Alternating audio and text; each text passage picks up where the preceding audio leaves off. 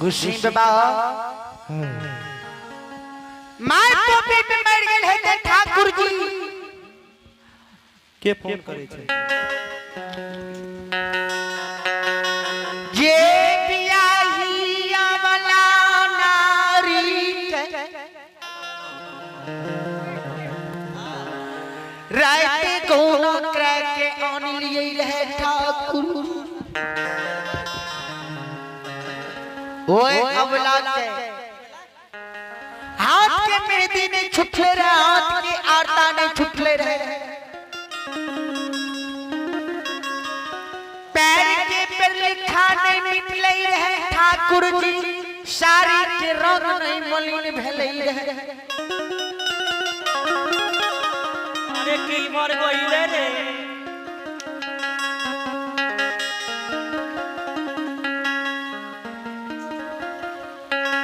गुस्से बाबा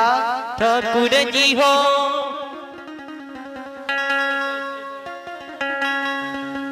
ओ अबला पोपी में है भगवान हो भर जवान युवा में अबला के छोड़ के ठाकुर जी एलियार है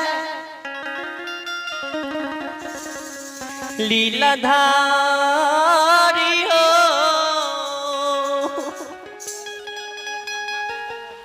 अबला पोपी की मान मर्यादा भुला गेल है तै ठाकुर जी लीलाधारी हो अबला पोपी की मान मर्यादा भुला गेल है तै ठाकुर जी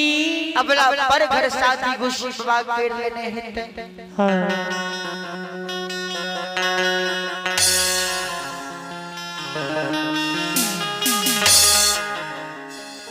हम गुस्सी बाबा कर मुक्त खवे लग दिल्ली से पोपी जे बाबा नाय के बाद ठाकुर जी लीलाधारी हो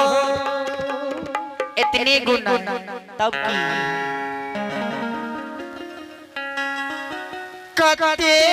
जतानों से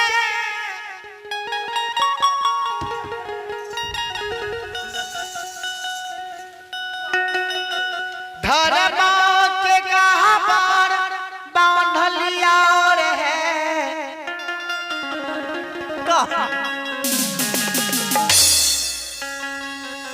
गुस्सी बाबा ठाकुर जी हो एरी बन सिखरी यार वृंदावन से बीट बाउंस कैट के आन लिया रे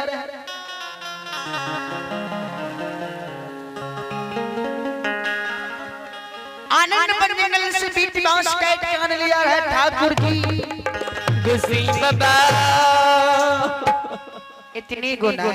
तब कियो गुस्से ठाकुर जी हो अरबार बन खा के दुई गिलास घोट के धर्म के गहबर बन लिया है गुस्से बाबा धर्म के गहबर है विधाता हो धर्म के गहबर में धूप दीप अगरबत्ती नहीं जलल है नहीं जय दिन से पोपी से कदली एलिया झाल मंजीरा ने बाजल है लीलाधारी हो धर्म के गहबर टूटल है ठाकुर जी हाय हाय देवता बाबा है ठाकुर जी बाबू जी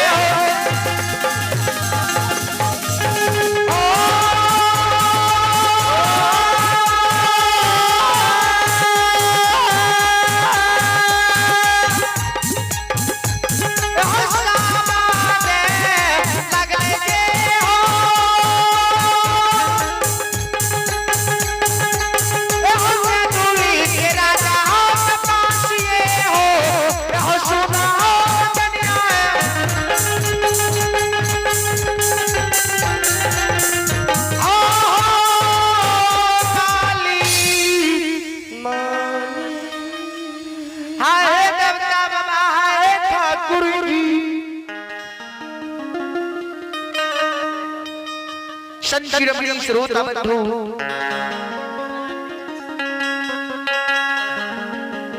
ज्योति बाबा कहते गुस्सा धर्म के गहवर पोपी नगरी में टूटी है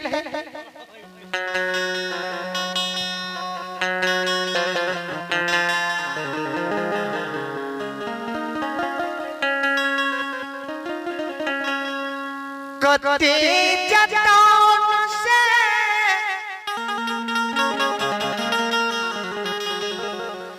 अशोका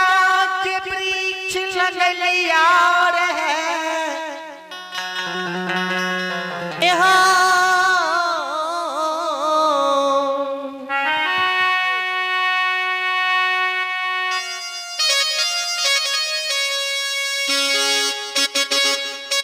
गुस्सी बाबा कत्ते जतन से अशोका के वृक्ष लगे लिया है अशोक के वृक्ष पानी के कारण पोपी में सूख गेल है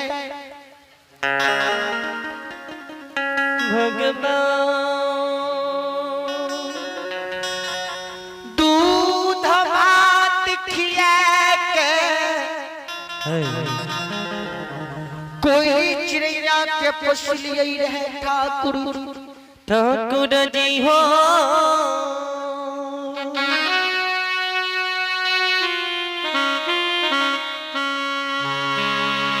गुस्सी बाबा विधाता जी हो कोई चिड़िया हमरा संग संग आवे के समय में कदली ले रहे कोई अखनी हमरा संग साथ में छा विधाता जी हो गुस्सी बाबा हो धर्मराज बाबा हो ठाकुर जी लीलाधारी हो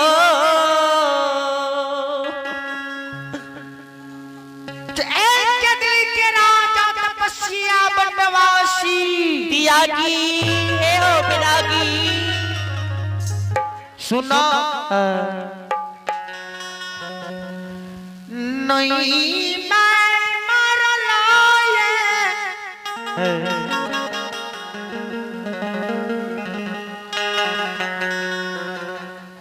नहीं अबला नारी पर घर शादी के लिकाए हे हो चंद्री के राजा तपस्या तपस्या हो माय के पोपी नगरी में अमानत जहिना बरस के रहा माय के अमृत जल पिला के पोपी नगरी में राखने छिया ठाकुर जी हो